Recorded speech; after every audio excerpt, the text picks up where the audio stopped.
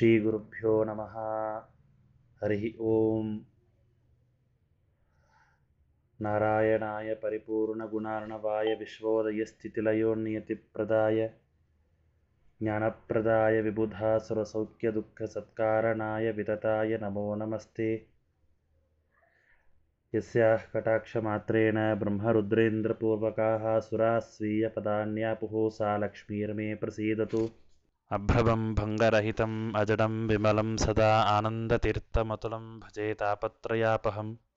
चित्रैः पदैश्च गम्भीरैः वाक्यैमानेरखण्डितैः गुरुभावं व्यञ्जयन्ति भाति श्रीजयतीर्थवाक्. प्रणमत्कामधेनुं च भजत्सुरतरोपमं श्रीभावबोधकृत्पादचिन्तामणिमुपास्महे.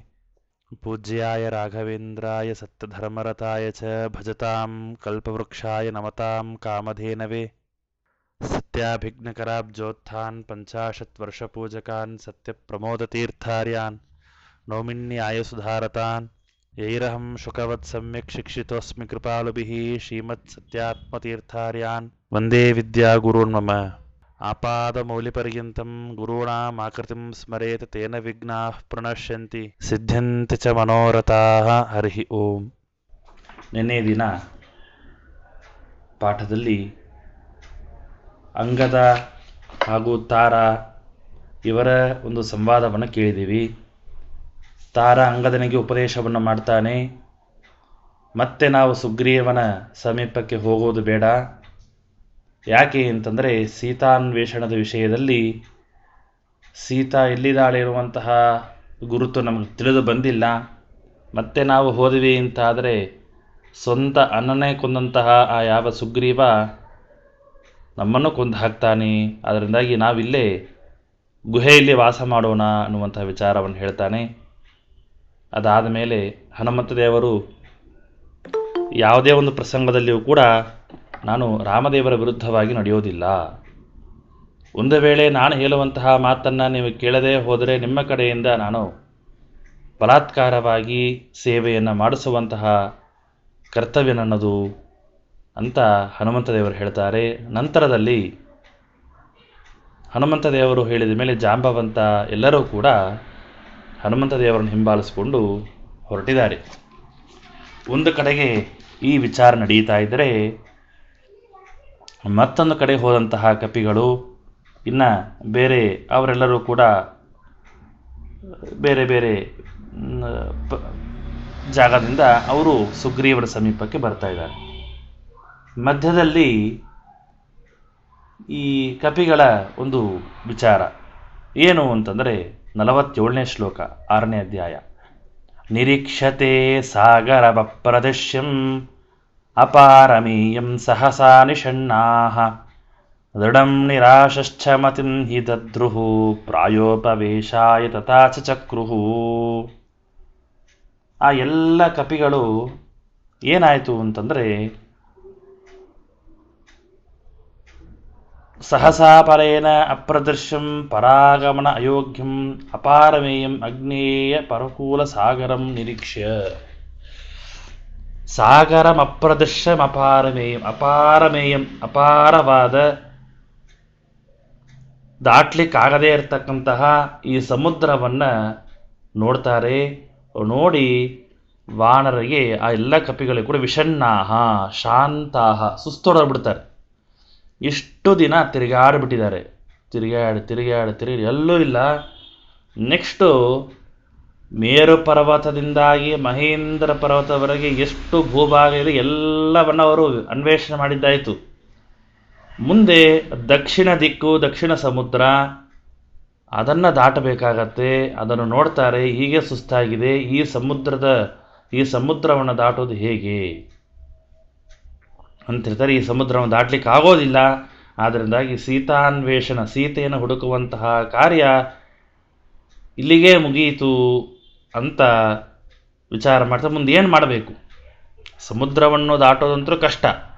ದೃಢಂ ನಿರಾಶಾಹ, ಇನ್ನು ಏನು ಮಾಡೋದು? ಇನ್ನೆಲ್ಲ ಕಡೆ ಹುಡುಕಿದ್ದಾಯ್ತಲ್ಲ ಅಂತ ವಿಚಾರ ಮಾಡಿ ಇನ್ನು ಮುಂದೆ ಏನು ಮಾಡುವುದಪ್ಪ ಅಂತ ವಿಚಾರ ಮಾಡಿದಾಗ ಸುಗ್ರೀವ ಕೊಟ್ಟಂತಹ ಸಮಯನೂ ಮೀರಿ ಹೋಗಿದೆ.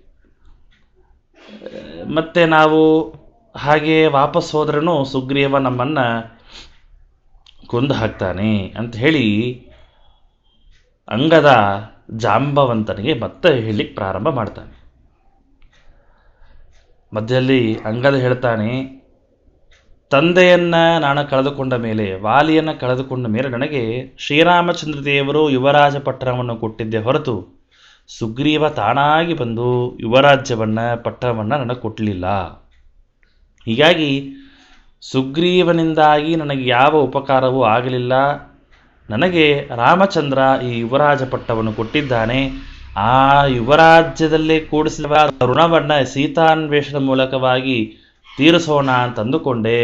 ಆದರೆ ನನ್ನಿಂದ ಅದು ಆಗೋದಿಲ್ಲ ಅಂತ ತಿಳಿದು ಬರ್ತಾ ಇದೆ. ಅದರಿಂದಾಗಿ ಮತ್ತೆ ಕಿಷ್ಕಿಂಧ ಕಾಂಡಕ್ಕೆ ಹೋದರೆ ಸುಗ್ರೀವ ನಮ್ಮನ್ನು ಕೊಂದು ಹಾಕ್ತಾನೆ. ಹೀಗಾಗಿ ಇಲ್ಲಿಂದ ಅಲ್ಲಿ ಹೋಗಿ ಅವನ ಕೈಯಲ್ಲಿ ಸಾಯೋದಕ್ಕಿಂತ ನಾನು ಬದುಕಿ ಯಾವ ಪ್ರಯೋಜನ ಇಲ್ಲ ಅಂಥೇಳಿ ಪ್ರಾಯೋಪವೇಶವನ್ನು ಮಾಡ್ತೇನೆ ಅಂಥೇಳಿ ಅಂಗದ ಮೊದಲಾದಂತಹ ಅವನ ಜೊತೆ ಬಂದಂಥ ಎಲ್ಲ ಕಪಿಗಳು ಪ್ರಾಯೋಪವೇಶವನ್ನು ಮಾಡಬೇಕು ಅಂತ ನಿರಶನ ವ್ರತಾಯ ದೃಢಂ ನಿರಾಶಾಹ ಅಂದರೆ ಏನು, ಜೀವನವನ್ನು ಮಾಡಲಿಕ್ಕೆ ಅವರಿಗೆ ಆಶೆ ಇಲ್ಲದೆ ಹೊಟ್ಟೆಯಿತು. ಜೀವನದ ವಿಷಯದಲ್ಲಿ ನಿರಾಶರಾದಂತಹ ಅವರು ಆಜ್ಞಾ ಉಲ್ಲಂಘಿತಾ ಬಹುಕಾಲೇನಾಪಿ ಕಾರ್ಯಂ ನ ಕೃತಂ.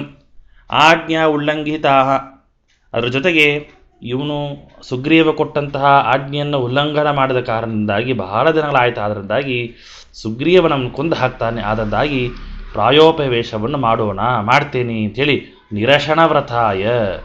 ನಿರಶನ ವ್ರತಾಯ ಅಂತಂದ್ರೆ ಉಪವಾಸದಿಂದ ಇದ್ದು ಮರಣ ಬರೋವರೆಗೆ ಉಪವಾಸದಿಂದ ಇರೋಣ ಅಂಥೇಳಿ ತದರ್ಥಂ ಅವಸ್ಥಾನಂ ಪ್ರಾಯೋಪವೇಶವನ್ನು ಮಾಡಬೇಕು ಅಂತ ವಿಚಾರ ಮಾಡ್ತಾನೆ. ಪ್ರಾಯಶ್ಚ ಅನಶನೇ ಮೃತ್ಯು ಪ್ರಾಯೋ ಬಾಹುಲ್ಯ ತುಲ್ಯಯೋ. ಪ್ರಾಯಶ್ಚ ಅನಶನೇ ಮೃತ್ಯು. ಪ್ರಾಯಶ್ಚಿತ್ತ ಅಂತಂದ್ರೆ ಏನು, ಪ್ರಾಯೋಪವೇಶವನ್ನು ಮಾಡೋದು ಅಂತಂದ್ರೆ ಏನು ಅಂದರೆ ಉಪವಾಸದಿಂದ ಇದ್ದು ಅವನು ತಾನು ದೇಹವನ್ನು ಬಿಡೋದೇ ಪ್ರಾಯೋಪವೇಶ ಅಂತ. ಹೀಗೆ ಆ ರೀತಿಯಾಗಿ ವಿಚಾರ ಮಾಡ್ತಾ ಇದ್ದಾನೆ ಅಂಗದ. ಪ್ರಾಯೋಪವಿಷ್ಟಾಶ್ಚ ಕಥಾಂ ವದಂತೋ ರಾಮಸ್ಯ ಸಂಸಾರ ವಿಮುಕ್ತಿದಾತು ಜಟಾಯುಷಃ ಪಾತನಮೂಚಿರೇ ತತ್ ಸಂಪಾತಿ ನಾಮ್ನ ಶ್ರವಣಂ ಜಗಾಮ. ಪ್ರಾಯೋಪವೇಶಕ್ಕೆ ವ್ರತವನ್ನು ಕೈ ಹಿಡಿದಿರತಕ್ಕಂಥ ಎಲ್ಲ ಕಪಿಗಳು ಸಂಸಾರ ವಿಮುಕ್ತಿದಾತು, ಸಂಸಾರದಿಂದಾಗಿ ಮುಕ್ತರಾಗಬೇಕು ಅಂತಾದರೆ ಆ ಸಂಸಾರದಿಂದಾಗಿ ಮೋಕ್ಷವನ್ನು ದಾತುಹು ಕೊಡುವಂತಹ ರಾಮನ ಕಥಾಂ ವದಂತಹ. ನೋಡ್ರಿ, ಪ್ರಾಯೋಪವೇಶಕ್ಕೆ ಹೋದಂತಹ ಕಪಿಗಳ ಜ್ಞಾನ ಎಲ್ಲ ದೇವತೆಗಳೇ ಇರಲಿ, ಅವರು ಮಾಡುವಂಥದ್ದೇನು ಅಂತಂದರೆ ಪ್ರಾಯೋಪವೇಶ ಮಾಡೋದು ಯಾಕೆ, ಈ ಸಂಸಾರದಿಂದ ಮುಕ್ತರಾಗಬೇಕು. ಸಂಸಾರದಿಂದ ಮುಕ್ತರಾಗಬೇಕು ಅಂತಂದ್ರೆ ಮೋಕ್ಷ ಬೇಕು. ಆ ಮೋಕ್ಷವನ್ನು ಕೊಡೋರು ಯಾರು ಅಂತಂದ್ರೆ ರಾಮ. ಪ್ರಾಯೋಪವಿಷ್ಟಾಶ್ಚ ಕಥಾಂ ವದಂತೋ ರಾಮಸ್ಯ ಸಂಸಾರ ವಿಮುಕ್ತಿದಾತು. ಸಂಸಾರದಿಂದ ನಮ್ಮನ್ನು ಮೋಕ್ಷಕ್ಕೆ ಕರೆದುಕೊಂಡು ಹೋಗುವಂತಹ ವಿಮುಕ್ತಿಯನ್ನು ಕೊಡುವಂತಹ ರಾಮದೇವರ ಕಥಾಂ ವದಂತಹ, ಕಥೆಯನ್ನು ಹೇಳ್ತಾ ಕುಳಿತಿದ್ದಾರೆ ಯಾರು, ಪ್ರಾಯೋಪವಿಷ್ಟರಾದಂತಹ ಎಲ್ಲ ಕಪಿಗಳು. ಆಗ ಕಥೆಯನ್ನು ಕೇಳಲಿಕ್ಕೆ ಕೂತಿದ್ದಾರೆ. ಅದೇ ಸಮಯದಲ್ಲಿ ಆ ಜಟಾಯುಷಃ ಪಾತರಮೂಚಿರೇ ತತ್ ಸಂಪಾತಿ ರಾಮ ಶ್ರವಣಂ ಜಗಾಮ. ಆ ರಾಮದೇವರ ಕಥೆಯನ್ನು ಹೇಳುವಂತಹ ಪ್ರಸಂಗದಲ್ಲಿ ಜಟಾಯು ಪಕ್ಷಿ ತಾನು ಪತನವಾದದ್ದು, ಮರಣವನ್ನು ಹೊಂದಿರತಕ್ಕಂತಹ ಕಥೆಯನ್ನು ಅವರು ಪರಸ್ಪರವಾಗಿ ಮಾತಾಡ್ತಾ ಬರ್ತಾ ಇದ್ದಾರೆ. ಇದನ್ನು ಸಂಪಾತಿ ಎನ್ನುವಂಥವನು ತಾನು ಅಲ್ಲಿ ನಿಂತು ತಾನು ಇವರುಗಳು ಮಾತನಾಡೋದನ್ನು ಸಂಪಾತಿ ನಾಮ್ನ ಶ್ರವಣಂ ಜಗಾಮ. ಸಂಪಾತಿ ಎನ್ನುವಂಥವನು ಗೃಧ್ರ, ಅವನೊಬ್ಬ ರಾಜ. ಗೃಧ್ರರಾಜದ ಅರ್ಥಾತ್ ಈ ಜಟಾಯು ಅವನ ಅಣ್ಣ ಸಂಪಾತಿ. ಈ ಸಂಪಾತಿ ಇವರುಗಳೆಲ್ಲರೂ ಕೂಡ ಮಾತನಾಡೋದನ್ನು ತಾನು ಕೇಳ್ತಾ ಇದ್ದಾನೆ.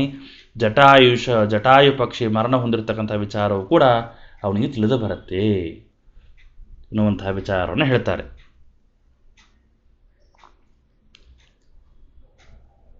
ನೆಕ್ಸ್ಟ್, ಈ ಯಾರು ಅಂದರೆ ಸಂಪಾತಿನವನು ಗೃಧ್ರ ರಾಜ. ಗೃಧ್ರ ಎಂಬಂತಹ ಒಂದು ದೇಶ, ಅದಕ್ಕೆ ರಾಜ. ಅವನು ಏನಂತಂದರೆ ತಾನು ಕುಳಿತಿರ್ತಾನೆ. ಯಾರು ಇವರೆಲ್ಲರೂ ಕೂಡ ಕವಿಗಳು ಕೂತ್ಕೊಂಡು ಮಾತಾಡುವಂತಹ ಸ್ಥಳದ ಸಮೀಪದಲ್ಲೇ ಅವನು ಕುಳಿತಿರ್ತಾನೆ. ಇವರು ಯಾರು ಅಂತಂದರೆ ಗರುಡನ ತಮ್ಮ, ಆ ಗರುಡನ ತಮ್ಮನಾದಂತಹ ಅರುಣ.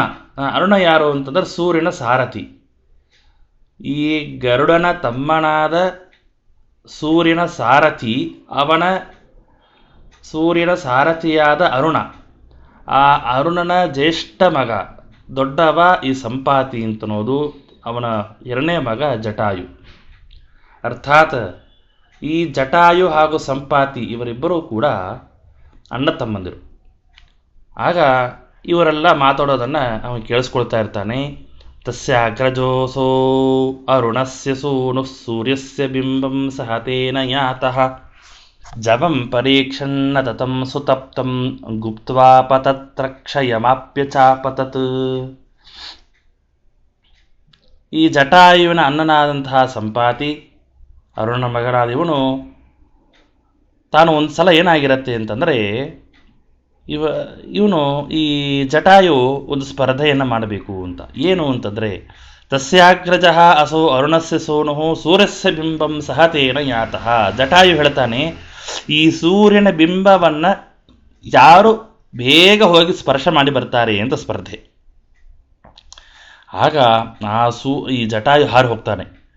ಜಟಾಯು ತಾನು ಹಾರ್ಕೊಂಡು ಹೋಗಿ ಸೂರ್ಯಮಂಡಲದ ಸಮೀಪಕ್ಕೆ ಹೋಗ್ತಾ ಇದ್ದಂತೆ ಆಗ ಅವನಿಗೆ ಜಟಾಯುವಿಗೆ ಕೈಯೆಲ್ಲ ಭಾಳ ರೆಕ್ಕೆಗಳೆಲ್ಲ ಭಾಳ ಬಿಸಿ ಆಗ್ತಾ ಇರುತ್ತೆ. ತಾಪ ಬಿಸಿಯಾದಾಗ ಅವನನ್ನು ರಕ್ಷಣೆ ಮಾಡಬೇಕು ಅಂಥೇಳಿ, ಜಟಾಯುವನ್ನು ರಕ್ಷಣೆ ಮಾಡಬೇಕು ಅಂಥೇಳಿ ಈ ಯಾವ ಸಂಪಾತಿ ತಾನು ಹಾರಿಕೊಂಡು ಹೋಗಿ ಅವನಿಗೆ ಬಿಸಿಲು ತಾಕದೇ ಇದ್ದಂತೆ ತನ್ನ ರೆಕ್ಕೆಗಳನ್ನು ಅವನಿಗೆ ಛತ್ರಿಯಂತೆ ಹಿಡಿದು ರಕ್ಷಣೆ ಮಾಡ್ತಾನೆ. ಸ್ವಂ ಜವಂ ಪರೀಕ್ಷನ್ನ ತತಂ ಸುತಪ್ತಂ ಗುಪ್ತ್ವಾ ಪತತ್ರಕ್ಷಯಮಾಪ್ಯಚಾಪತತ್. ಗುಪ್ತ್ವಾ ಸಂರಕ್ಷ್ಯ ಅಂದರೆ ಏನೋ ಸ್ವಯಂ ಜಟಾಯುಷಃ ಉಪರಿ ಭೂತ್ವಾ ಸ್ವಪಕ್ಷ ಛಾಯೆಯ ಗುಪ್ತ್ವಾ. ನೋಡ್ರಿ, ಜಟಾಯು ಪಕ್ಷಿಯನ್ನು ರಕ್ಷಣೆ ಮಾಡಬೇಕು ಅಂಥೇಳಿ ತಾನು ಸಂಪಾತಿ ತನ್ನ ತಮ್ಮನಾದವನನ್ನು ರಕ್ಷಣೆ ಮಾಡಬೇಕು ಅಂಥೇಳಿ ಹಾರ್ಕೊಂಡು ಹೋಗಿ ಅವನಕ್ಕಿಂತ ಮೊದಲು ಹೋಗಿ ಅವನನ್ನು ತನ್ನ ರೆಕ್ಕೆಗಳಲ್ಲಿ ಅವನ್ನ ಹಾಕಿ ಮುಳುಗಿಸಿ ಅವನನ್ನು ರಕ್ಷಣೆ ಮಾಡಿದ. ಇದರಿಂದ ಏನಾಯಿತು ಅಂತಂದರೆ ಅವನ ಪತತ್ರಕ್ಷಯ. ಇದರಿಂದಾಗಿ ಜಟಾಯುವಿನ ರೆಕ್ಕೆಯೇನೋ ಏನಾಗಿಲ್ಲ, ಆದರೆ ಸಂಪಾತಿನ ಮಾಹೇಂದ್ರ ಪರ್ವತಸ್ಥ ವೃಕ್ಷೇ, ಆ ಮಾಹೇಂದ್ರ ಪರ್ವತದ ಸಮೀಪದಲ್ಲಿ ಬಂದು ಅವನು ಕೆಳಗೆ ಬಿದ್ದು ಬಿಟ್ಟ ಅಂತ ಹೇಳ್ತಾರೆ. ಹೀಗೆ ಆ ಸಂಪಾತಿ ಹಾಗೂ ಜಟಾಯು ಇವೆಲ್ಲರೂ ಕೂಡ ಹೀಗೆ ಬಿದ್ದಾಗ ತಾನು ಮತ್ತೆ ದೇಹತ್ಯಾಗವನ್ನು ಮಾಡಬೇಕು ಅಂತ ಹೋಗ್ತಾನೆ ಸಂಪಾತಿ. ಆಯಿತು, ರೆಕ್ಕೆಗಳಂತೂ ಸುಟ್ಟು ಹೋಯಿತು, ಇನ್ನು ಇದರಿಂದ ಬದುಕಿದ್ದು ಏನು ಪ್ರಯೋಜನ ಅಂಥೇಳಿ ಪ್ರಾಣ ಬಿಡಬೇಕು ಅಂತ ಹೊರಟಾಗ ಅಲ್ಲಿ ಒಬ್ಬ ಮುನಿ ಬರ್ತಾರೆ. ನಿಶಾಕರ ಅಂತ ಒಬ್ಬ ಮುನಿ. ಆ ಮುನಿ ಬಂದು ಆ ಸಂಪಾತಿಯನ್ನು ತಡೀತಾರೆ. ಮುಂದೆ ರಾಮನ ಸೇವೆಗಾಗಿ ಕೆಲವೊಬ್ಬರು ಇಲ್ಲಿಗೆ ಬರ್ತಾರೆ, ಅವರಿಗೆ ನಿನ್ನಿಂದ ಉಪಕಾರ ಆಗಬೇಕಾಗತ್ತೆ. ರಾಮನ ಸೇವಕರು ಇಲ್ಲಿ ಬಂದಾಗ ಅವರಿಗೆ ನಿನ್ನಿಂದ ಉಪಕಾರ ಆಗಬೇಕು. ಹೀಗಾಗಿ ರಾಮಚಂದ್ರ ದೇವರ ಅನುಗ್ರಹದಿಂದಾಗಿ, ಅವರ ಸಂಪರ್ಕದಿಂದ, ರಾಮನ ಭಕ್ತರ ಸಂಪರ್ಕದಿಂದಾಗಿ ನಿನಗೆ ಮತ್ತೆ ರೆಕ್ಕೆಗಳು ಬರುವಂತಹ ಸಾಧ್ಯತೆ ಇದೆ. ಆದ್ದರಿಂದಾಗಿ ನೀನು ಸಾಯೋದು ಬೇಡ, ನೀನು ಹಾಗೇ ಇರು ಅಂತ ಆ ನಿಶಾಕರ ಎಂಬಂತಹ ಒಬ್ಬ ಮುನಿ ಆ ಸಂಪಾತಿ, ಜಟಾಯುವಿನ ಅಣ್ಣನಾದ ಸಂಪಾತಿ ಹೇಳಿರ್ತಾರೆ. ಅವತ್ತಿನಿಂದ ಅವನು ಕಾಯ್ತಾ ಕೂತಿರ್ತಾರೆ. ಈಗ ಆ ಅಂಗದನೇ ಮೊದಲಾದಂತಹ ಕಪಿಗಳು ಸಾಯಬೇಕು ಅಂತ ಕರೆಕ್ಟ್ ಆ ಮೇರು ಪರ್ವತದ ಸಮೀಪಕ್ಕೆ ಬರ್ತಾರೆ. ಅಲ್ಲಿ ಕುಳಿತಾಗ ರಾಮಚಂದ್ರ ದೇವರ ಜಟಾಯುವಿನ ಕಥೆಯನ್ನು ಶ್ರವಣ ಮಾಡಿದಾಗ ಈ ಎರಡೂ ಪ್ರಸಂಗ ಇಲ್ಲಿ ಸೇರತ್ತೆ. ಸದಗ್ಧ ಪಕ್ಷ ಸವಿತೃಪ್ರತಾಪ ಶುತ್ವೈವ ರಾಮಸ್ಯ ಕಥಾಂಸ ಪಕ್ಷ ಭೂತ್ವಾ ಪುನಶ್ಚಾಶು ಮೃತಿಂ ಜಟಾಯುಷಃ ಶುಶ್ರಾವ ಪೃಷ್ಟ್ವಾ ಪುನರೇವ ಸಮ್ಯಕ್. ಸೂರ್ಯ ಅದನ್ನೇ ಹೇಳ್ತಾರೆ, ಸದಗ್ಧ ಪಕ್ಷ ಸವಿತೃಪ್ರತಾಪಾತ್.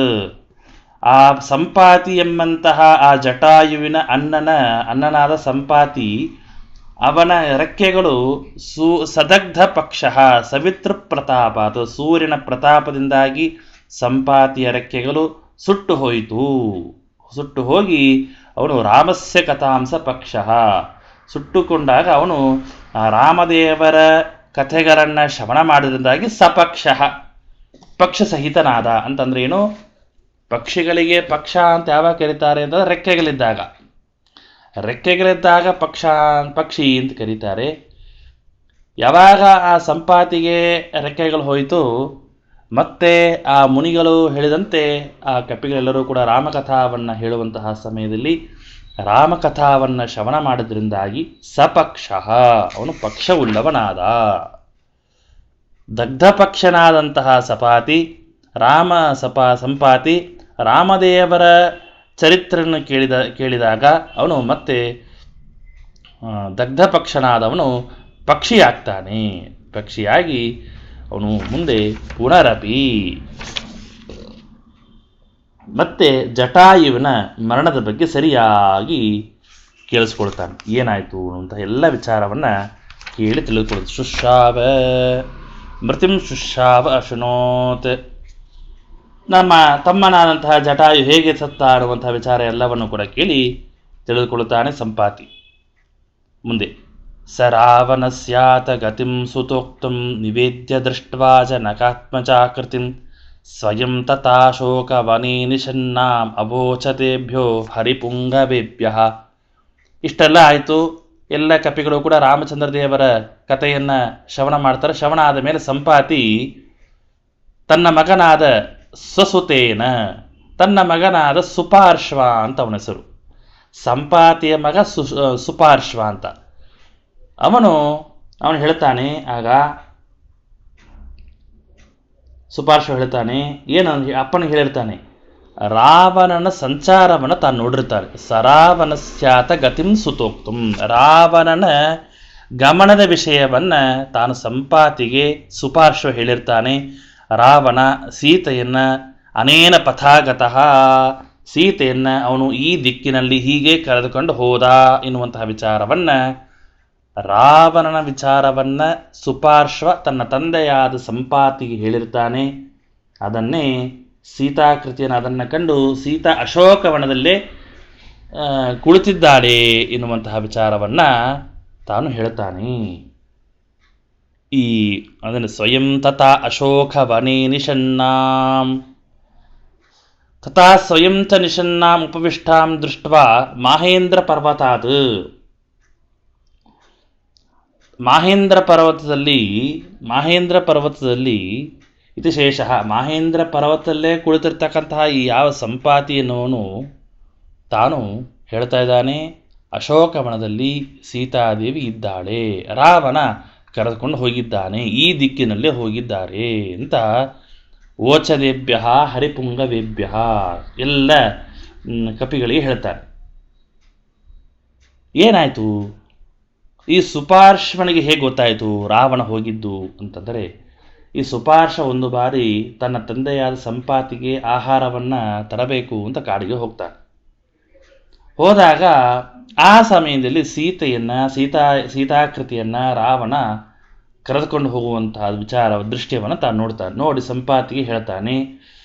ಆ ಸಂಪಾತಿ ಮಧ್ಯದಲ್ಲಿ ಮತ್ತೆ ಅವನ ರೆಕ್ಕೆ ಎಲ್ಲ ಕತ್ತರಿಸ್ಕೊಂಡು ಹೋಗಿರುತ್ತೆ. ಮತ್ತೆ ಮುನಿಗಳು ಬರ್ತಾರೆ, ಒಂದು ಉಪಾಯವನ್ನು ಹೇಳ್ತಾರೆ. ರಾಮದೇವರ ಕಥಾವನ್ನು ಶ್ರವಣ ಮಾಡೋದರಿಂದಾಗಿ ನನಗೆ ಹೋದಂತಹ ರೆಕ್ಕೆಗಳು ಬರುತ್ತೆ ಅಂತ ಹೇಳ್ತಾರೆ. ಹಾಗೆ ಅವನು ಕಾಯ್ತಾ ಇರ್ತಾರೆ. ರಾಮಕಥಾ ಶ್ರವಣದಿಂದ ರೆಕ್ಕೆಗಳು ಅವನಿಗೆ ಬರುತ್ತೆ.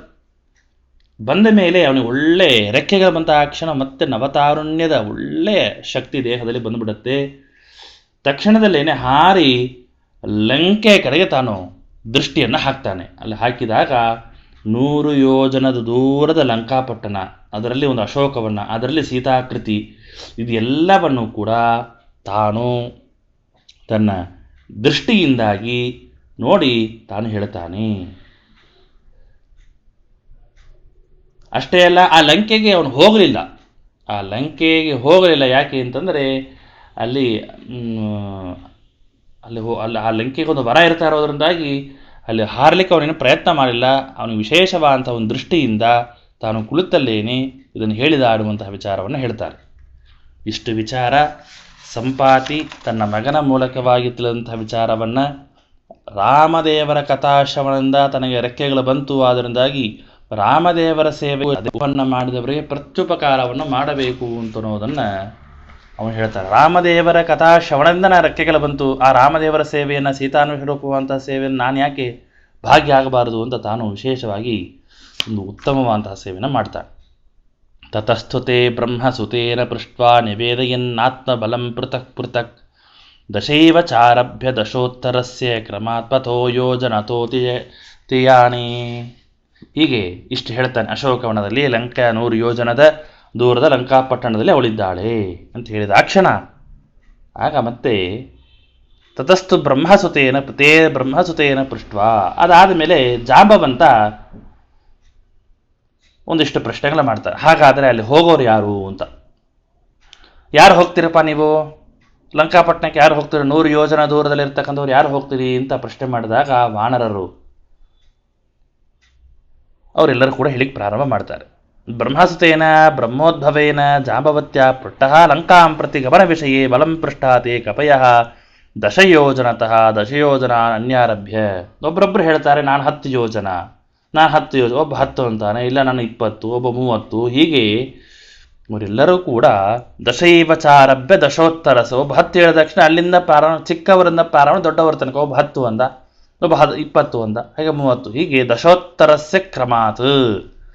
ಹೀಗೆ ಎಲ್ಲರೂ ಕೂಡ ನಾನು ಇಷ್ಟು ಹಾರ್ತೇನೆ ಅಂತ ಜಾಂಬವನ ಹತ್ರ ಹೇಳ್ತಾರೆ.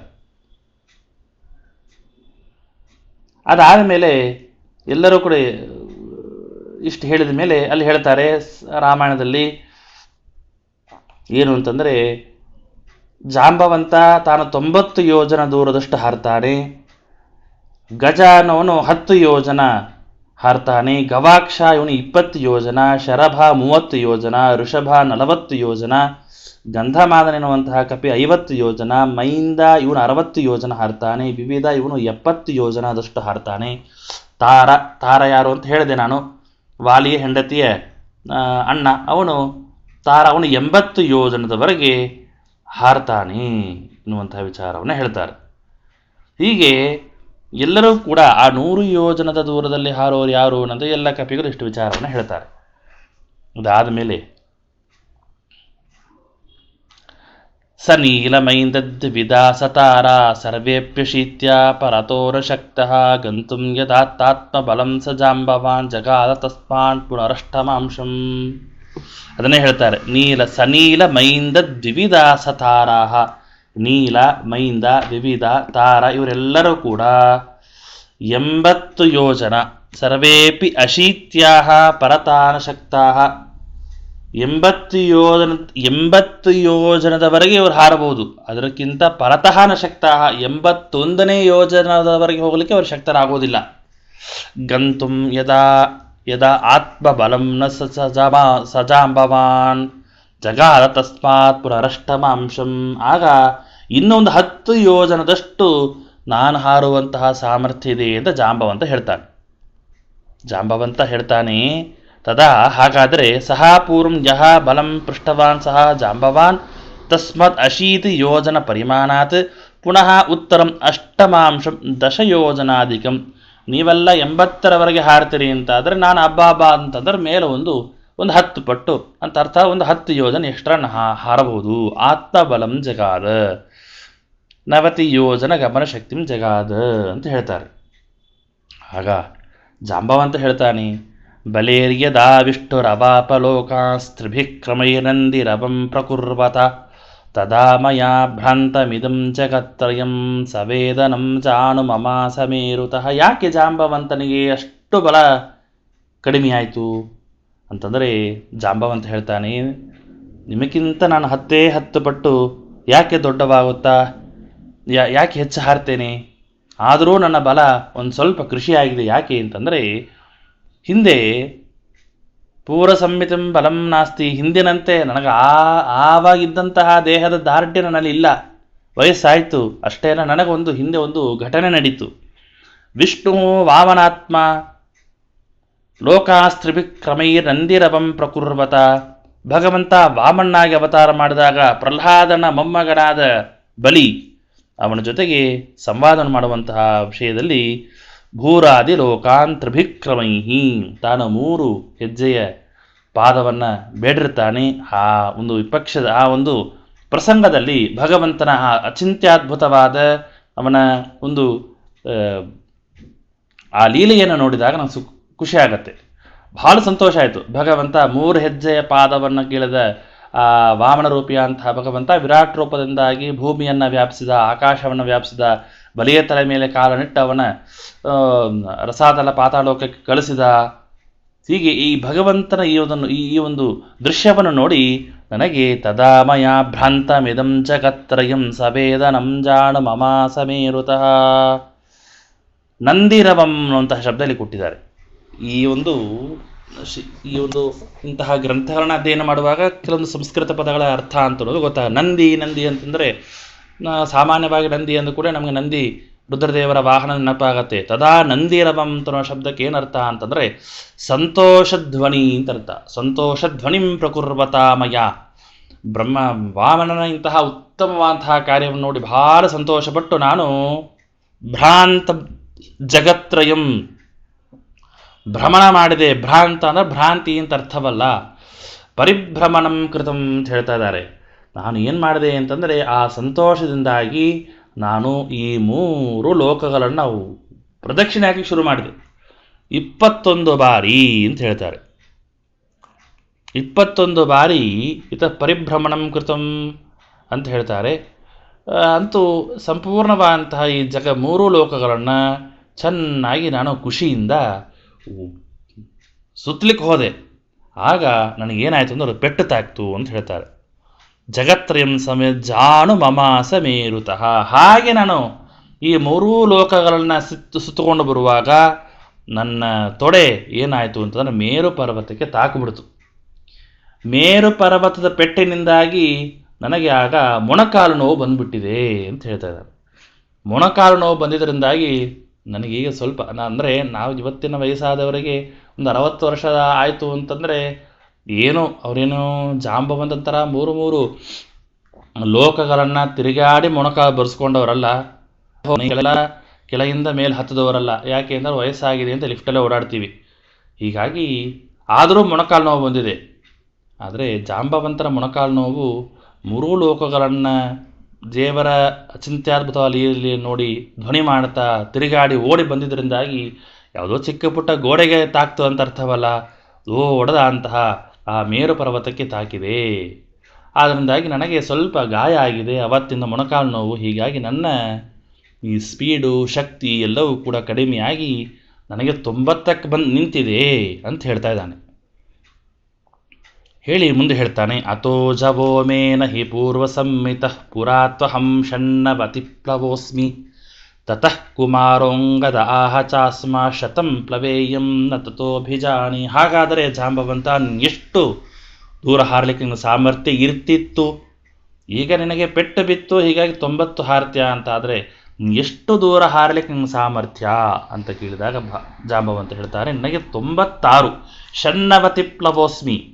ನಾನು ಮೊದಲಿನಂತೆ ನನ್ನ ಕಾಲು ಸರಿ ಇತ್ತು ಅಂತಾದರೆ 96 ಯೋಜನದವರೆಗೆ ನಾನು ಹಾರುವಂತಹ ಸಾಮರ್ಥ್ಯ ನನಗಿದೆ ಅಂತ ಹೇಳ್ತಾನೆ. ಅದಾದ ಮೇಲೆ ಆ ವಾಲಿಯ ಮಗನಾದ ಅಂಗದ ಹೇಳ್ತಾನೆ, ಇದಕ್ಕಿಂತ 10 ಪಟ್ಟು ಹೆಚ್ಚು ನಾನು ಹಾರುತ್ತೇನೆ. ಅರ್ಥಾತ್ ಇವನು ಜಾಂಬವಂತ 90 ಅಂದರೆ ಅಲ್ಲಿಂದ 100 ಯೋಜನದವರೆಗೂ ನಾನು ಹಾರಲಿಕ್ಕೆ ನನಗೆ ಸಾಮರ್ಥ್ಯ ಇದೆ ಅಂತ ಹೇಳಿ ಮುಂದೆ ಅಲ್ಲಿಂದ ಹೋದ ಮೇಲೆ ಏನು ಮಾಡಬೇಕು ಅದನ್ನು ನಾನು ಮಾಡ್ತೀನ ಬಿಡ್ತೀನ ನನಗೆ ಗೊತ್ತಿಲ್ಲ. ಅವನು ಹೇಳೋದು ನೋಡ್ರಿ, ಅಹಂ ಅಸ್ಮಾತ್ ಮಾಹೇಂದ್ರ ಪರ್ವತ ಶತ ಯೋಜನಾನೇ ಪ್ಲವೇಯಂ. ನಾನು ಇಲ್ಲಿಂದ ಹೊರಟು ನನ್ನ ಶಕ್ತಿ ಅನುಸಾರವಾಗಿ 100 ಯೋಜನದ ದೂರದವರೆಗೆ ಹೋಗಿ ಸೇರ್ತೀನಿ. ಆದರೆ ನಾಭಿಜಾನಿ ಸೀತಾನ್ವೇಷಣಾದಿ ಕೃತ್ವ ಪ್ರತ್ಯಾಗಂತುಂ ಶಕ್ತಿರ್ಭವಿಷ್ಯತಿ. ಅಲ್ಲಿ ಹೋಗಂತಹ ಕಾರ್ಯ ಏನು? ಇಲ್ಲೇನು ಹೋಗಿ ಆ ಲಂಕಾಪಟ್ಟಣ ಯಾರು ಫಸ್ಟ್ ಮುಟ್ಟು ಬರ್ತಾರೆ ಅನ್ನುವಂತಹ ಸ್ಪರ್ಧೆ ಅಲ್ಲ. ಇಲ್ಲಿಂದ ಅಲ್ಲಿ ಹೋಗಿ ಸೀತಾನ್ವೇಷಣ ಮುಂದೆ ಇರೋ ಕಾರ್ಯಕ್ರಮ ಇರೋದೇ ಅಲ್ಲಿ. ಬರೀ ಹಾರೋದಂತೆ ಕಾರ್ಯಕ್ರಮ ಅಲ್ಲ, ಹಾರಿ ಹೋದ ಮೇಲೆ ರಾವಣಪುರದಲ್ಲಿ ಪ್ರವೇಶ ಮಾಡಿ ಸೀತಾನ್ವೇಷಣ ಮಾಡಿ ನಾನು ತೆರೆಗೆ ಬರ್ತೀನಿ ವಾಪಸ್ಸು, ಇದೆಲ್ಲ ಆಗತ್ತೆ ಅಂತ ಅನ್ನೋದು ನನಗೆ ಗೊತ್ತಿಲ್ಲ. ಸಂಗ್ರಹದಲ್ಲಿ ಹೇಳ್ತಾರೆ, ಸಂಗ್ರಹ ರಾಮಾಯಣದಲ್ಲಿ, ಯೋಜನಾನಾಂ ಶತಂ ಗಂತುಂ ಶಕ್ತಿಂ ಮೇ ನಿಶ್ಚಿನೋಮ್ಯಹಂ ನ ನಿಶ್ಚಿನೋಮಿ ವಿಕ್ರಮ್ಯ ಪ್ರತ್ಯಾಯಾತಂ ಪ್ಲವಂಗಮಾಹ. ಅಂಗದ ಹೇಳ್ತಾನೆ, 100 ಯೋಜನದಷ್ಟು ದೂರ ಹಾರಲಿಕ್ಕೆ ನನಗೆ ಶಕ್ತಿ ಇದೆ, ಅದನ್ನು ನಿಶ್ಚಯವಾಗಿ ಹೇಳ್ತೇನೆ. ಆದರೆ ಇಲ್ಲಿಂದ ಅಲ್ಲಿ ಹೋಗಿ ವಾಪಸ್ ನಾನು ಎಲ್ಲ ಕಾರ್ಯ ಮಾಡ್ಕೊಂಡು ಬರ್ತೀನಿ ಅಂತ ಅನ್ನೋ ಗ್ಯಾರಂಟಿ ನನಗಿಲ್ಲ ಅಂತ ಹೇಳ್ಬಿಟ್ಟು ಏನು ಮತ್ತೆ ಉಪಯೋಗ ಇತ್ತು? ಏನೂ ಉಪಯೋಗ ಇಲ್ಲ. ಇಲ್ಲೊಂದು ಪ್ರಶ್ನೆ ಏನು ಅಂತಂದರೆ, ತಾರಾ ಬೃಹಸ್ಪತ್ಯಾಚಾರ್ಯರ ಅವತಾರ, ಅವನಿಗಿಂತ ಕಡಿಮೆಯಾದವ ಅಂಗದ ಚಂದ್ರ ಹಾಗೂ ಯಮದೇವರ ಚಂದ್ರನ ಅವತಾರ ಅಂಗದ, ಯಮದೇವರ ಅವತಾರ ಜಾಂಬವಂತ. ಇಲ್ಲಿ ತಾರ ಅವನಿಗೆ ಏನಪ್ಪ ಅಂತಂದರೆ ಅವನಿಗೆ ಅಷ್ಟು ಹಾರ್ಲಿಕ್ಕೆ ಆಗೋದಿಲ್ಲ. ತಾರನಿಗೆ ತಾರತಮ್ಯದಲ್ಲಿ ಹೆಚ್ಚಿನವನಾದ ತಾರನಿಗಿಂತಲೂ ಕೂಡ ಜಾಂಬವಂತ ಹೆಚ್ಚು ಹಾರ್ತಾನೆ. ಅದಕ್ಕಿಂತಲೂ ಕೂಡ ಅಂಗದ ಹೆಚ್ಚು 100 ಯೋಜನಷ್ಟು ದೂರ ಹಾರ್ತಾನೆ ಅಂತ ಹೇಳ್ತಾ ಇದ್ರಿ. ಜಾಂಬವಂತ 96 ಯೋಜನ, ತಾರ 80 ಯೋಜನ ಅಂತ. ಏನಿದು? ತಾರತಮ್ಯದಲ್ಲೇ ದೊಡ್ಡವರಾದವರು 100 ಹಾರಬೇಕು. ನೋಡ್ರಿ, ತಾರತಮ್ಯ ದೊಡ್ಡವ ತಾರ, ಬೃಹಸ್ಪತ್ಯಾಚಾರ ಅವತಾರ, ಅವನು ಮೊದಲಿಗೆ 100 ಯೋಜನ ಹಾರಬೇಕಾಗಿತ್ತು.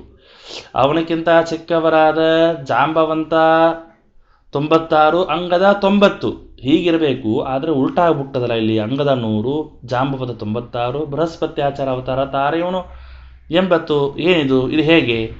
ಅಷ್ಟೇ ಅಲ್ಲ, ಅಶ್ವಿನಿ ದೇವತೆಗಳ ಅವತಾರರ ಮೈಂದ ಹಾಗೂ ವಿವಿಧರು. ಇಲ್ಲಿ ಕ್ರಮವಾಗಿ ಮೈಂದ ಇವನ 60 ಯೋಜನ, ವಿವಿಧ ಇವನು 70 ಯೋಜನ. ಇದು ಹೇಗೆ? ಅಶ್ವಿನಿ ಸೇರಿ ಹೋಗಲಿ, ತಾರ ಅಂಗದ ಜಾಂಬವಂತನ ಸುದ್ದಿ ಬಿಟ್ಟು ಬಿಡ್ರಿ. ಅಶ್ವಿನಿ ದೇವತೆಗಳಲ್ಲಿ ಏನಪ್ಪ ತಾರತಮ್ಯ? ಅವರಲ್ಲಿ ಹೇಗೆ? ಅವರಲ್ಲಿ ಯಾಕೆ ಈ ಥರ ವೈಷಮ್ಯ ಬಂತು? ಹಾರುವಂತಹ ವಿಚಾರದಲ್ಲಿ ಯಾಕೆ ವೈಷಮ್ಯ ಬಂತು? ಮೈಂದ ವಿವಿಧರು ಇಬ್ಬರು 70 ಯೋಜನ ಹಾರಬೇಕಾಗಿತ್ತು, ಅಥವಾ ಇಬ್ಬರು 60 ಯೋಜನ ಹಾರಬೇಕಾಗಿತ್ತು. ಅವರಿಬ್ಬರಲ್ಲಿ ವ್ಯತ್ಯಾಸ ಯಾಕೆ ಬಂತು ಅನ್ನುವಂತಹ ಪ್ರಶ್ನೆ ಬಂದಾಗ ವರದರಾಜರ ಟಿಪ್ಪಣಿಯಲ್ಲಿ ಬರ್ತಾರೆ, ಅಂಗದ ಚಂದ್ರನ ಅವತಾರ ಅಂತಾಗಿದ್ದರೂ ಅವನಲ್ಲಿ ವಿಶೇಷವಾಗಿ ಇಂದ್ರನ ಸನ್ನಿಧಾನ ಇತ್ತು ಅಂತ ಹೇಳ್ತಾರೆ. ಇಂದ್ರನ ಸನ್ನಿಧಾನ ಇದ್ದಿದ್ದರಿಂದಾಗಿ ಅವನಿಗೆ ಆ ಒಂದು ವಿಶೇಷ. ಅದರ ಜೊತೆಗೆ ಅದನ್ನೇ ಇಂದ್ರೋಂಗದೇ ಚೈವ ತಥೋಂಗದೋ ಹೀ ಬಲಿ ಅಂತ ಹೇಳ್ತಾ ಇದ್ದಾರೆ ಮುಂದೆ. ಅದೇ ರೀತಿಯಾಗಿ ಹಿಂದೆ ಇದನ್ನು ಹೇಳಿದ್ದಾರೆ. ಮುಂದೆ ತಾರ, ಅವನು ತಾರನ ತಂದೆ ಸುಷೇಣ ಎಂಬಂತಹ ಒಬ್ಬ ಕಪಿ. ಜಾಂಬವಂತನ ತಂದೆ ಸಾಕ್ಷಾತ್ ಚತುರ್ಮುಖ. ನೋಡ್ರಿ, ತಾರ ಯಾಕೆ ಕಡಿಮೆ ಹಾರದ ಅಂತಂದರೆ ತಾರನ ಅಪ್ಪ ಯಾರೋ ಒಬ್ಬ ಕಪಿ. ಜಾಂಬವಂತ ಯಾಕೆ ತಾರನಕ್ಕಿಂತ ಹೆಚ್ಚು ಹಾರದ ಅಂತಂದರೆ ಜಾಂಬವಂತ ಯಾರ? ಸಾಕ್ಷಾತ್ ಚತುರ್ಮುಖ ದೇವರ ಬ್ರಹ್ಮದೇವರ ಮಗ. ತಾರ ಹುಟ್ಟಿದ್ದು ತ್ರೇತಾಯುಗದಲ್ಲಿ, ಜಾಂಬವಂತ ಅದಕ್ಕಿಂತ ಹಿಂದೆ ಹುಟ್ಟಿದ. ಕೃತಯುಗದಲ್ಲಿ ಅವತಾರ ಮಾಡಿದವನು ಜಾಂಬವಂತ. ನೋಡ್ರಿ, ತಾರನಕ್ಕಿಂತ ಜಾಂಬವಂತ ದೊಡ್ಡವ. ತಾರಕ್ಕಿಂತ ಜಾಂಬವಂತ ಯಾಕೆ ಹೆಚ್ಚು ಅಂತಂದರೆ, ತಾರ ಇವನು ಸುಷೇಣನ ಮಗ, ಜಾಂಬವಂತ ಬ್ರಹ್ಮದೇವರ ಮಗ. ತಾರ ಹುಟ್ಟಿದ್ದು ತ್ರೇತಾಯುಗದಲ್ಲಿ, ಜಾಂಬವಂತ ಅದಕ್ಕಿಂತ ಹಿಂದೆ ಹುಟ್ಟಿದ. ಹೀಗೆ ಕಾಲ, ಒಂದು ಕಡೆ ಕಾಲದ ಒಂದು ಕಾರಣ. ಅಂಗದ ಯಾಕೆ ಜಾಂಬವಂತನಕ್ಕಿಂತ ಹೆಚ್ಚು ಹಾರಿದ ಅಂತಂದರೆ, ಅಂಗದ ಹಾಗೂ ಜಾಂಬವಂತ ಹಾಗೂ ತಾರರ ವಿಚಾರವನ್ನು ನೋಡಿದಾಗ ಅಂಗದ ಹಾಗೂ ತಾರಕ್ಕಿಂತ ಜಾಂಬವಂತ ಒಂದು ಯುಗದ ಪೂರ್ವದಲ್ಲೇ ಹುಟ್ಟಿದವ. ಅಲ್ಲಿ ಏನು ಅಂತಂದರೆ ಕಾಲದ ವ್ಯತ್ಯಾಸ ಬರುತ್ತೆ. ಕಾಲದ ವ್ಯತ್ಯಾಸ ಬರೋದ್ರಿಂದ ಆಟೋಮೆಟಿಕ್ಕಾಗಿ ಗುಣದೋಷಗಳಲ್ಲಿ ತಾರತಮ್ಯ ಬಂದುಬಿಡತ್ತೆ. ಒಂದು ಏನೋ 30 ವರ್ಷ ದೊಡ್ಡವನಲ್ಲ, ಒಂದು ಯುಗ ಹಿಂದೆ ಕೃತಯುಗದವನು ಜಾಂಬವಂತ. ತ್ರೇತಾಯುಗದಲ್ಲೇನೆ ಹುಟ್ಟಿದರೂ ಕೂಡ ಅದಕ್ಕಿಂತ ಹಿಂದೆ ಹುಟ್ಟಿದವ ಜಾಂಬವಂತ. ಅದರಿಂದಾಗಿ ಆ ಗುಣದೋಷಗಳಲ್ಲಿ ಅವತಾರ ರೂಪಗಳಲ್ಲಿ ಶಕ್ತಿ ಹೆಚ್ಚು ಕಡಿಮೆ ಆಗುವಂತಹದ್ದು ಸಾಧ್ಯತೆ ಇರುತ್ತೆ. ಜಾಂಬವಂತ ಹೆಚ್ಚು ವಯಸ್ಸಾದ ಕಾರಣ ಅವನಿಂದ ಹಾರಲಿಕ್ಕೆ ಬರೋದಿಲ್ಲ ಅಂತನೋ ತಾತ್ಪರ್ಯ ಅಂತ ಇಟ್ಕೊಳ್ಬೋದು. ಅಥವಾ ಜಾಂಬವಂತನೇ ಕಾರಣ ಕೊಟ್ಟಿದ್ದಾನೆ, ನನಗೆ ಪೆಟ್ಟು ಬಿದ್ದಿದೆ ಅಂತ. ಅದನ್ನು ಗುಣಾಸ್ತು ಕಾಲಾತ್ ಪಿತೃಮಾತೃ ದೋಷಾತ್ ಅಂತ ಹೇಳ್ತಾರೆ. ಗುಣ, ಕಾಲ ಮತ್ತು ತಂದೆ ತಾಯಿಯ ದೋಷ, ಇದರಿಂದಾಗಿ ಏನಾಗ್ತಾ ಇದೆ, ತಾರ ಹಾಗೂ ಜಾಂಬವಂತ ಹಾಗೂ ಅಂಗದ ಇವರಲ್ಲಿ ಕಾಲ ಮತ್ತು ಪಿತೃಗಳ ಗುಣದೋಷಗಳಿಂದಾಗಿ ಅವತಾರ ರೂಪಗಳಲ್ಲಿರ್ತಕ್ಕಂಥ ಇವರುಗಳಲ್ಲಿ ವ್ಯತ್ಯಾಸ ಕಂಡುಬರುತ್ತೆ. ಸರಿ ಹೋಗಲಿ, ಇವರು 3 ಜನ ಬಿಟ್ಬಿಟ್ರು. ಮೈಂದ ವಿವಿಧರಲ್ಲಿ ಏನು ವ್ಯತ್ಯಾಸಪ್ಪ ಅಂತಂದರೆ, ವಿವಿಧನಲ್ಲಿ ಇಂದ್ರನ ಆವೇಶದಿಂದಾಗಿ ಮೈಂದನಕ್ಕಿಂತ ಒಂದು 10 ಯೋಜನ ಜಾಸ್ತಿ ಹಾರಿದ. ಮೈಂದ ವಿವಿಧರ ಅಶ್ವಿನಿ ದೇವತರ ಅವತಾರರೇ, ಆದರೆ ಮೈಂದ ಅವರಲ್ಲಿ ಇಂದ್ರನ ಆವೇಶ ಇರಲಿಲ್ಲ. ವಿವಿಧನಲ್ಲಿ ಇಂದ್ರನ ಆವೇಶ ಇತ್ತು. ಆದ್ದರಿಂದಾಗಿ ಅವನಿಗಿಂತ ಒಂದು 10 ಯೋಜನ ವಿವಿಧ ಹಾರಿದ. ಅದನ್ನೇ ಹೇಳ್ತಾರೆ ಆವೇಶ ಐಂದ್ರೋ ವರದಾನತೋಭೂತ್ ಅಂತ. ಅಂತೂ ಅದಕ್ಕೆ ಉತ್ತರವನ್ನು ಕೊಡ್ತಾರೆ ಮುಂದೆ. ಆಪೂರಿತೇತೈ ಸಕಲೇಶ ತಸ್ಯ ಗಮಾಗಮೇ ಶತ್ರುಬಲಂ ಚ ವೀಕ್ಷ ಸುದುರ್ಗಮತ್ವಂ ಚ ನಿಶಾಚರೇಶ ಪುರ್ಯಾ ಸಧಾತು ಸುತ ಆಬಭಾಷೆ.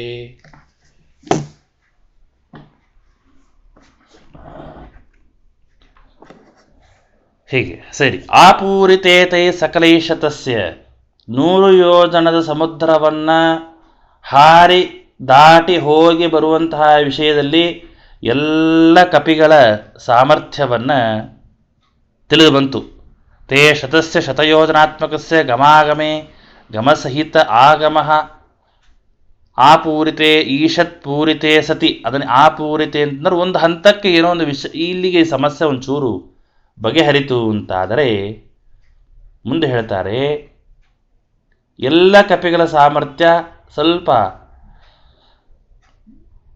ಪರಿಹಾರ ಆಯಿತು ಅಂತಾದರೆ ಮುಂದೆ ಹೇಳ್ತಾರೆ ಶತ್ರುಬಲಂಚ ವೀಕ್ಷ ಗಮಾಗಮಿ ಅಂಗದೇನ ಶತಸ್ಯ ಪೂರಿತತ್ವಾತ್ ಅನ್ನೈಶ್ಚ ನ್ಯೂನಸ್ಯ ಪೂರಿತತ್ವಾತ್ ಗಮನಾಗಮನಂ ಚ ಆಪೂರಿತಂ.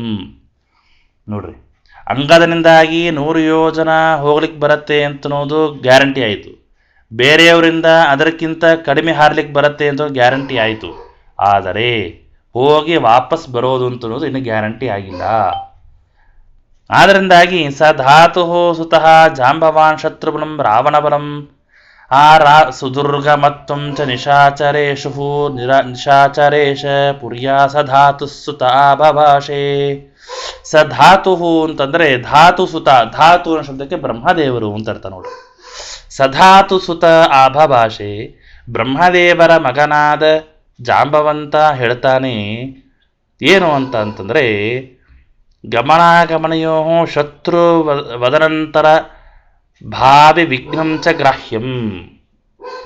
ಅಲ್ಲಿ ಲಂಕಾಪಟ್ಟಣ, ಅಲ್ಲಿ ಶತ್ರುವಾಂಥ ರಾವಣ ಬಲ, ಅಲ್ಲಿ ಲಂಕೆಯ ಭಾರಿ ದುರ್ಗಮವಾಂಥ ಎಲ್ಲವನ್ನೂ ಕೂಡ ನೋಡಿ ಅವನು ಜಾಂಬವಂತ ಮಾತನಾಡ್ತಾನೆ. ಕೇವಲ ಲಂಕೆಗೆ ಹಾರುವಂತಹ ಅಂಶವನ್ನು ಮಾತ್ರ ಇಲ್ಲಿಯವರೆಗೆ ಡಿಸ್ಕಸ್ ಆಗಿದೆ. ಆದರೆ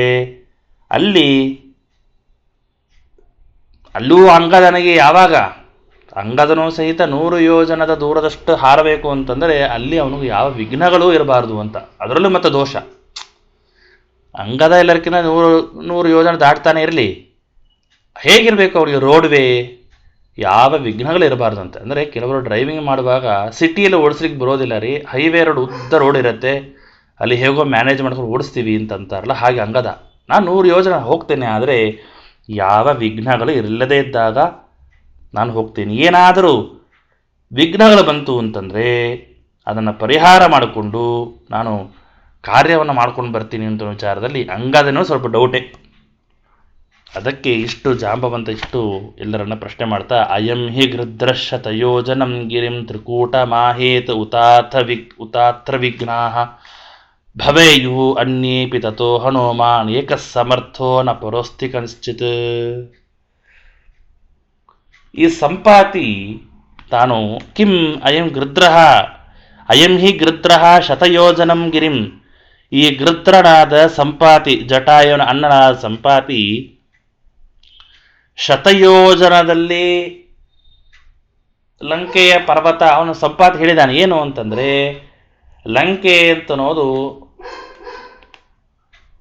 ತ್ರಿಕೂಟ ಪರ್ವತ, ಲಂಕೆಯಲ್ಲಿರ್ತಕ್ಕಂಥ ಯಾವ ಶತಯೋಜನ ವ್ಯವಧಾನೆ ಸ್ಥಿತಂ ತ್ರಿಕೂಟಂ ಗಿರಿಂ, ಶತಯೋಜನದ ದೂರದಲ್ಲಿರ್ತಕ್ಕಂತಹ ಈ ತ್ರಿಕೂಟ ಪರ್ವತ ಅಂತನೋದು ಇದನ್ನ ಏನು ಅಂತಿರ್ತಾರೆ, ಇದು ಲಂಕೆಯಲ್ಲಿರ್ತಕ್ಕಂಥ ಒಂದು ಪರ್ವತ, ಇದು ತ್ರಿಕೂಟ ಪರ್ವತ, ಇದು ಇಲ್ಲಿಂದ 100 ಯೋಜನದ ದೂರದಲ್ಲಿ ಇದೆ ಅಂತ ಹೇಳಿದ್ದಾರೆ. ಇಲ್ಲಿ ಅಷ್ಟೇ ಅಲ್ಲ, ಅತ್ರ ವಿಘ್ನಾಃ ಅದನ್ನು ಹೇಳೋದ್ರ ಜೊತೆಗೆ ಅಲ್ಲಿ ವಿಘ್ನಗಳು ಕೂಡ ಬರುವಂತಹ ಸಾಧ್ಯತೆಗಳಿದೆ ಅಂತ ಅವನು ಎಚ್ಚರ ಕೊಟ್ಟಿದ್ದಾನೆ ಅಂತ ಜಾಂಬವಂತ ಹೇಳ್ತಾನೆ. ಸಂಪಾತಿ ನಮಗೆ ಲಂಕೆಯ ಬಗ್ಗೆ ಪರಿಚಯ ಮಾಡುವಾಗ ಏನಂದ, ಆ ಲಂಕೆಯಲ್ಲಿ ತ್ರಿಕೂಟ ಎಂಬಂತಹ ಪರ್ವತ ಇದೆ, ಆ ಲಂಕೆಗೆ ಹೋಗಬೇಕು ಅಂತಂದರೆ 100 ಯೋಜನ ದೂರದಲ್ಲಿದೆ. ಆ 100 ಯೋಜನ ದೂರದಲ್ಲಿ ಹೋಗುವಂತಹ ಸಮಯದಲ್ಲಿಯೂ ಕೂಡ ಅನೇಕ ವಿಘ್ನಗಳು ಬರುವಂತಹ ಸಾಧ್ಯತೆಗಳಿದೆ. ಆದ್ದರಿಂದ ಭವೇಯು ಅನ್ಯೇಪಿ ತತಃ ಹನುಮಾನ್ ಏಕಃ ಸಮರ್ಥಃ ನ ಪರೋಸ್ತಿ ಕಶ್ಚಿತ್. ಆದ್ದರಿಂದಾಗಿ ಈ ವಿಚಾರದಲ್ಲಿ ಬೇರೆ ಯಾರೂ ಕೂಡ ಅದನ್ನು ಮಾಡಲಿಕ್ಕೆ ಸಾಧ್ಯವಿಲ್ಲ. ಈ ಕಾರ್ಯದಲ್ಲಿ ಹನುಮಂತ ದೇವರೊಬ್ಬರೇ ಸಮರ್ಥರು, ಬೇರೆ ಇನ್ಯಾರೂ ಇಲ್ಲ ಅಂತ ಜಾಂಬವಂತ ಹೇಳ್ಬಿಡ್ತಾನೆ. ಉಕ್ತ್ವಾ ಸಗಿತ್ತಂ ಪುನರಾಹಸೂನಂ ಪ್ರಣಸ್ಯ ನಿಸ್ಸೀಮ ಬಲಂ ಪ್ರಕಾಶಯನ್ ತ್ವಮೇಕ ಏವಾತ್ರ ಪರಂ ಸಮರ್ಥಃ ಕುರುಷ್ವನ್ ಸೈತತ್ ಪರಿಪಾಹಿ ವಾನರಾನ್. ಜಾಂಬವಂತ ಹೀಗೆ ಹೇಳಿದ ಕ್ಷಣ ಹನುಮಂತನಿಗೆ ಬಹಳ ಸಂತೋಷವಾಯಿತು. ಅಂದರೆ ಹನುಮಂತನ ಅಪರಿಮಿತವಾದಂತಹ ಉಕ್ತ್ವಾಸಗಿತ್ತಂ ಪುನರಾಹಸನ ಪ್ರಣಂಸ ನಿಸ್ಸೀಮ ಬಲಂ ಪ್ರಕಾಶಯನ್. ನಿಸ್ಸೀಮ ಬಲ, ಪ್ರಾಣದೇವರಿಗೆ ಬಲ ಅಂತನ್ನೋದು ಸೀಮಾ ಇಲ್ಲ, ನಿಸ್ಸೀಮವಾದಂತಹ ಬಲವುಳ್ಳಂತಹ ಪ್ರಾಣಸ್ಯ ಸೂನಂ, ಪ್ರಾಣದೇವರ ಮಗನಾದ ಹನುಮಂತ ದೇವರೇ ಇದಕ್ಕೆ ಸರಿಯಾದ ವ್ಯಕ್ತಿ ಅಂತ ಹೇಳಿ ತ್ವಮೇಕ ಏವಾತ್ರ ಪರಂ ಸಮರ್ಥಃ ಕುರುಷ್ವ ಚ ಏತತ್ ಪರಿಪಾಹಿ ವಾನರಾನ್. ಆದ್ದರಿಂದ ಸ್ವಾಮಿ ನೀನೊಬ್ಬನೇ ಸಮರ್ಥನಾದವನು, ಆದ್ದರಿಂದಾಗಿ ನೀನು ಈ ಕಾರ್ಯವನ್ನು ನೀನು ನಡೆಸಿಕೊಟ್ಟು ಪರಿಪಾಹಿ ವಾನರಾನ್, ಈ ಎಲ್ಲ ವಾನರನ್ನ ನೀನೇ ರಕ್ಷಣೆ ಮಾಡಬೇಕು ಅಂತ. ವಾನರನ್ನ ರಕ್ಷಣೆ ಮಾಡಬೇಕು ಹನುಮಂತ ದೇವರು. ಯಾಕೆ? ಸುಗ್ರೀವನ ಮಾಡಲಿ ಅಂತ ಸುಗ್ರೀವ ಕೊಂದು ಹಾಕ್ತಾನೆ ಅಂತ ಭಯ. ಸುಗ್ರೀವ ಕೊಂದು ಹಾಕ್ತಾನೆ, ವಾನರನ್ನ ರಕ್ಷಣೆ ಮಾಡಬೇಕು ಅಂತಂದರೆ ಈ ಸಮುದ್ರವನ್ನು ದಾಟಿ ಸೀತಾನ್ವೇಷಣ ಕಾರ್ಯದಲ್ಲಿ ಸಾಮರ್ಥ್ಯ ಇರೋರು ನೀನು ಒಬ್ಬನೇ ಅಂತ ಜಾಂಬವಂತ ಹೇಳ್ತಾನೆ. ಇತೀರಿತೋಸೌ ಹನುಮಾನ್ ನಿಜೇಪ್ಸಿತಂ ತೇಷಾಮ ಶಕ್ತಿಂ ಪ್ರಕಟಾಂ ವಿಧಾಯ ಶಕ್ತಿಂ ಚರಿತೋಸ್ತದಾಜ್ಞಾಂ. ಹೀಗೆ ಇತೀರಿತೋಸೌ ಹನುಮಾನ್ ನಿಜೇಪ್ಸಿತಂ ಹನುಮಂತ ದೇವರಿಗೆ ಬಹಳ ಇಷ್ಟಿತವಾದ, ಸ್ವಾಭಾವಿಕವಾಗಿ ಬಹಳ ಇಷ್ಟವಾದಂತಹ ಕೆಲಸವನ್ನೇ ಈ ಜಾಂಬವಂತ ತಾನು ಹೇಳಿದ್ದಾನೆ. ಆದ್ದರಿಂದ ಇಷ್ಟವಾದ ಕಾರ್ಯವನ್ನೇ ನೀನು ನಡೆಸಿಕೊಡು ಅಂತ ನನ್ನಲ್ಲಿ ಹೇಳಿಕೊಂಡಿದ್ದರಿಂದಾಗಿ ಹನುಮಂತ ದೇವರಿಗೆ ಹೀಗೆ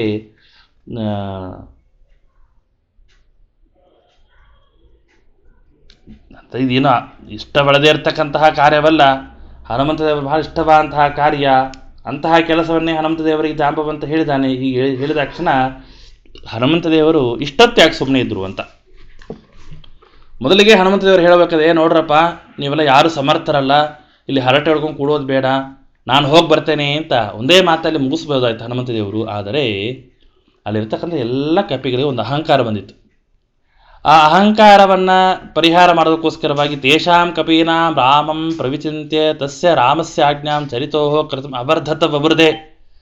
ಆ ಎಲ್ಲ ಕಪಿಗಳಿಗೆ ಇರ್ತಕ್ಕಂತಹ ಅಹಂಕಾರವನ್ನು ನಾಶ ಮಾಡಿ ಅವರಿಗೆ ಈ ರಾಮ ಹೇಳಿರ್ತಕ್ಕಂತಹ ಕಾರ್ಯದಲ್ಲಿ ಶಕ್ತಿ ಇಲ್ಲ ಅಂತನ್ನೋದನ್ನು, ಅವರಿಗೆ ಜ್ಞಾನವನ್ನು ತಂದು ಕೊಡೋದಕ್ಕೋಸ್ಕರವಾಗಿ ಸುಮ್ಮನೆ ಇದ್ದರು ಮುಖ್ಯ ಪ್ರಾಣದೇವರು. ಯಾರ್ಯಾರು ಇಷ್ಟೆಷ್ಟು ಮಾತಾಡ್ತಾರೋ ಮಾತಾಡ್ರಿ ಅಂತ. ಹೀಗಾಗಿ ಕೊನೆಯದಾಗಿ ಅವರಿಗೆ ನಾವು ಅಶಕ್ತರು ಅನ್ನುವಂತಹ ಜ್ಞಾನವನ್ನು ತಂದುಕೊಟ್ಟು ನಾವು ಅಶಕ್ತರು ಅಷ್ಟೇ ಇಲ್ಲ, ಇದಕ್ಕೆ ಸರ್ವಶಕ್ತ ಹನುಮಂತ ಅನ್ನುವಂತಹ ಜ್ಞಾನವೂ ಬರಲಿ ಅನ್ನೋ ಕಾರಣಕ್ಕೋಸ್ಕರವಾಗಿ ಆ ಹನುಮಂತ ದೇವರು ಸುಮ್ಮನೆ ಎದ್ದು ಅವರು ಆಗಲಿ, ನಾನು ಭಗವಂತನ ಆಜ್ಞೆಯನ್ನು, ಭಗವಂತನ ಸೇವೆಯನ್ನು ಮಾಡಲಿಕ್ಕೆ ನಾನು ಸರಿ ಇದ್ದೇನೆ, ಸಿದ್ಧನಿದ್ದೇನೆ ಅಂಥೇಳಿ ಆ ದೇವರನ್ನು, ರಾಮದೇವರನ್ನು, ರಾಮಂ ಸುಪೂರ್ಣ ಶಕ್ತಿಂ ಚರಿತಃ ತದಾಜ್ಞಾಂ,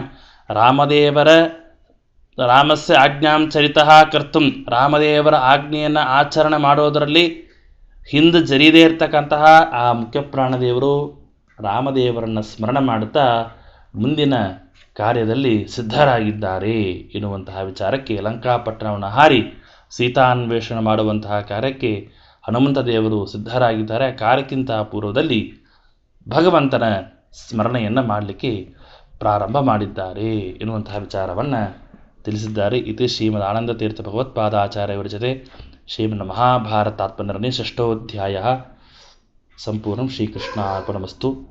ಮುಂದಿನ ಭಾಗವನ್ನು ನಾಳೆ ದಿನ ತಿಳಿಯೋಣ. ಹರೇ ನಮಃ. ಶ್ರೀಕೃಷ್ಣಾರ್ಪಣಮಸ್ತು.